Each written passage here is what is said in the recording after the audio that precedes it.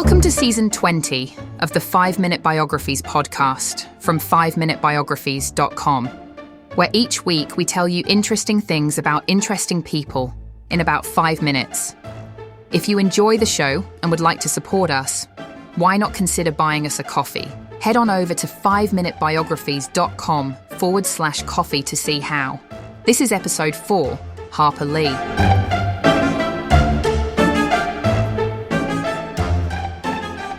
Nelle Harper Lee was born on the 28th of April, 1926, in Monroeville, Alabama, United States. She would go on to become one of the most influential authors of the 20th century, best known for her novel To Kill a Mockingbird. Her work left a lasting impact on American literature, tackling themes of racial injustice, morality, and the loss of innocence with a poignant and timeless narrative. Lee was the youngest of 4 children in a family that valued literature and education. Her father, Amasa Coleman Lee, was a lawyer and served in the Alabama state legislature, while her mother, Frances Cunningham Finch Lee, was largely reclusive due to health issues. Growing up in Monroeville, Lee developed a close friendship with fellow writer Truman Capote, who later became the inspiration for the character Dill in To Kill a Mockingbird. Her early love of storytelling and strong sense of justice were deeply influenced by her surroundings, as she observed racial and social disparities in the Deep South. She attended Monroe County High School, where she displayed a keen interest in English literature. Following her graduation, she enrolled at Huntingdon College before transferring to the University of Alabama. She studied law for several years, but found herself increasingly drawn to writing. Though she never completed her degree, her time at university helped refine her understanding of legal and ethical issues, many of which would later shape her literary work. In 1949, Lee moved to New York City to pursue a career as a writer. She took on various jobs, including working as an airline ticket agent, while dedicating her free time to writing.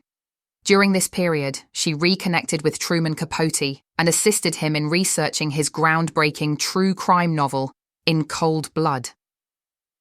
Lee's experience in investigative journalism helped her develop a meticulous approach to storytelling and character development.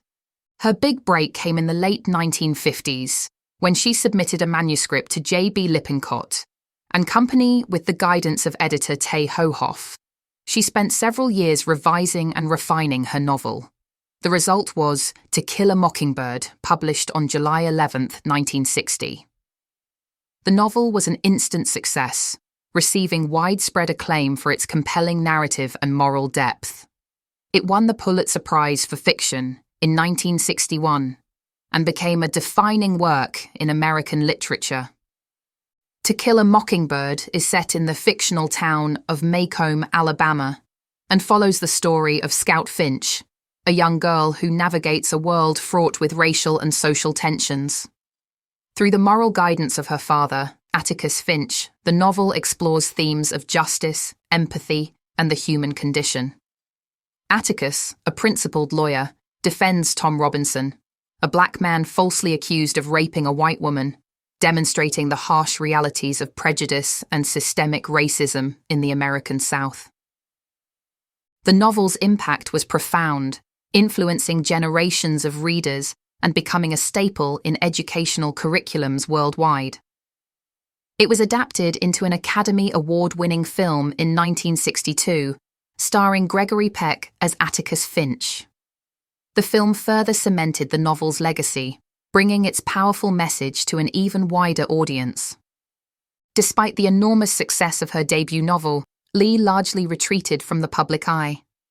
She never published another novel for decades and remained intensely private, shunning interviews and declining to discuss her work extensively.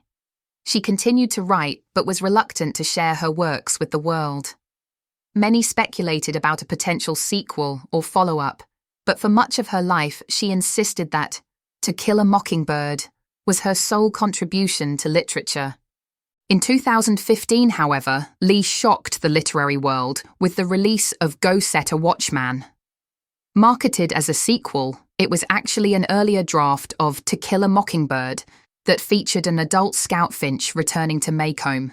The novel depicted Atticus Finch in a less idealistic light, grappling with the complexities of segregation and civil rights. The publication sparked controversy, with some questioning whether Lee had truly intended for the manuscript to be released. Nevertheless, it became a bestseller, reigniting interest in her life and work. Lee's later years were marked by declining health, and she lived a quiet life in Monroeville, where she remained close to her family and childhood friends. Despite her reclusive nature, she received numerous accolades for her contributions to literature. In 2007, she was awarded the Presidential Medal of Freedom, the highest civilian honor in the United States, recognizing her profound impact on American culture and literature. On the 19th of February 2016, Harper Lee passed away in her sleep at the age of 89 in Monroeville, Alabama. Her death marked the end of a literary era, but her legacy endures through her work, which continues to be studied, analysed, and appreciated by readers worldwide. Her influence on literature is immeasurable.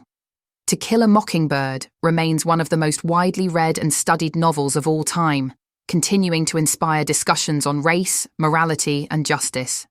Lee's ability to craft deeply human characters and address societal issues with nuance and sensitivity ensures that her work remains as relevant today as it was upon its release. Even in her absence, Harper Lee's voice lives on through the pages of her novel, reminding readers of the importance of compassion and standing against injustice. Her contribution to literature goes beyond words. It is a legacy of courage, empathy, and an unwavering belief in the power of storytelling. Thanks for listening to the 5-Minute Biographies podcast from 5minutebiographies.com. If you enjoyed the show, please leave us a review wherever you get your podcasts, or if you would like to support us more directly, why not consider buying us a coffee? Head on over to 5minutebiographies.com/coffee to see how. Also, why not check out our other 5-minute podcasts, which you can find at 5minuteproductions.com. Thanks for listening, and I'll see you next time.